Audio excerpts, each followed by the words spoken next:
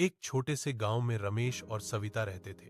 रमेश की इच्छा थी कि उसके घर बेटी हो, लेकिन सविता हमेशा बेटे का सपना देखती थी। जब उनके घर पहली संतान के रूप में बेटी ने जन्म लिया, तो रमेश की खुशी का ठिकाना नहीं रहा। उसने बेटी का नाम अनु रखा, क्योंकि उसे लगा कि यह बच्ची उनके जीवन में रोशनी लेकर आई है।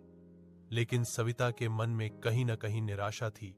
उसे लगता था कि समाज में बेटा ही परिवार का सहारा बनता है। कुछ सालों बाद उनके घर बेटा भी पैदा हुआ। सविता की खुशी लौट आई और धीरे धीरे घर का सारा ध्यान बेटे पर ही केंद्रित हो गया। कड़वे सच की तरह करीबियां और उम्मीदें उसी से जुड़ती चली गईं। अनु चुपचाप सब देखती रही, लेकिन कभी शिकायत नहीं की। समय बीता, बेटा बड़ा हुआ, उसकी शादी हुई। शादी के बाद उसका व्यवहार बदलने लगा। वह अपनी पत्नी के साथ माता पिता से दूरी बनाने लगा, छोटी छोटी बातों पर ताने देने लगा। आखिरकार एक दिन वह पत्नी के साथ घर छोड़कर चला गया। बूढ़े मां बाप अकेले रह गए, दिल से टूटे हुए।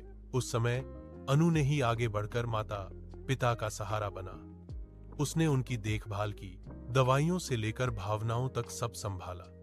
मां सविता ने जब यह सब देखा तो उसकी आंखें भर आईं। उसे एहसास हुआ कि जिस बेटी को उसने कभी बोझ समझा था, वही आज उसका सबसे बड़ा सहारा थी।